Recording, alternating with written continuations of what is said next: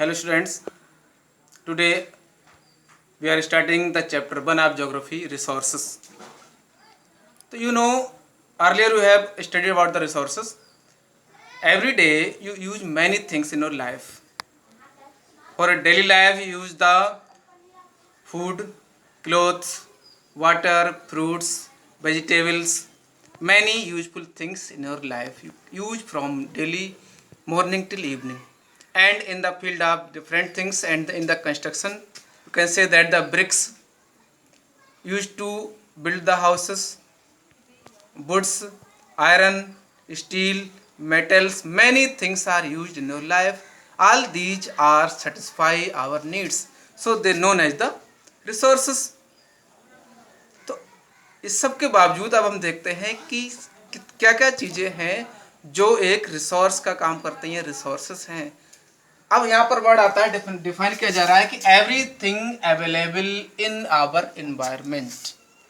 Environment में available हर चीज, मैंने बताया कि जितना हम यूज करते हैं अपने डेली लाइफ में अपने खुद को सेटिस्फैक्शन के लिए, तो सब कुछ रिसोर्सेज होता है।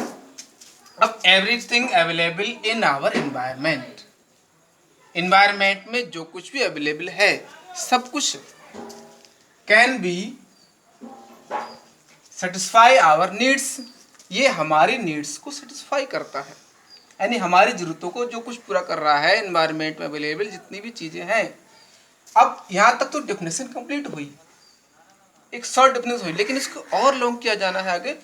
प्रोवाइडेड इट इज टेक्नोलॉजिकली, तो जो कुछ हमारी डेली नीड्स को सेटिस्फाई करती हैं, जो चीज़ें जो प्रोवाइडेड हैं, टेक्नोलॉजिकली एक्सेसिबल, यानी कि टेक्नोलॉजी का यूज करके हम तक वो पहुंच रही हैं।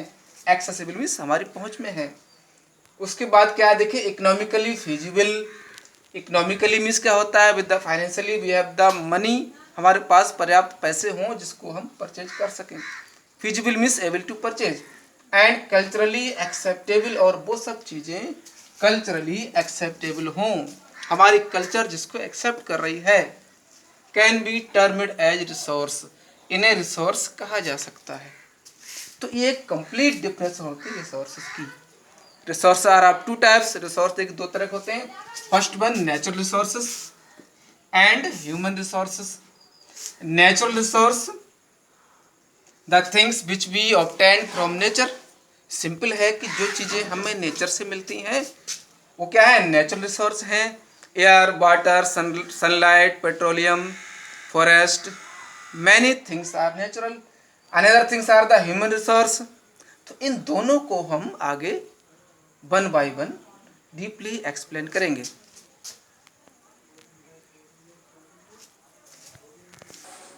नाउ क्लास देखिए, फर्स्ट वन रिसोर्स क्या है, नेचुरल रिसोर्सेस।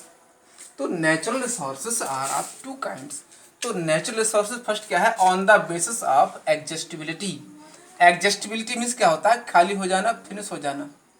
कितना मटेरियल है उसको फिनिश हो जाने के आधार पर, क्वांटिटी के आधार पर दो तरह के रिसोर्सेज होंगे, renewable resources and non renewable. तो रिन्यूएबल में क्या क्या आएगा, देखिए कौन कौन से एग्जाम्पल होते हैं। देखिए solar, wind, solar wind energy and water, water, forest and wild life,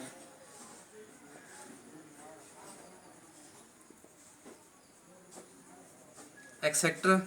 these are renewable resources. ठीक है, solar, wind energy, water, forest and wildlife are the renewable resource. इनको दोबारा से न्यू किया जा सकता है, ये कभी फिनिश नहीं होते, रिसाइकिल होते रहते हैं। ठीक है, next one is the coal. अब नॉन रिन्यूएबल जिनको हम रिन्यू नहीं कर सकते, coal, petroleum, petroleum, natural gas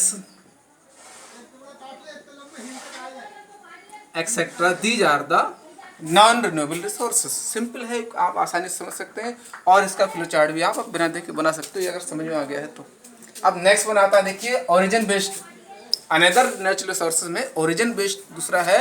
origin based में देखिए आएगा बायोटिक एंड अबायोटिक,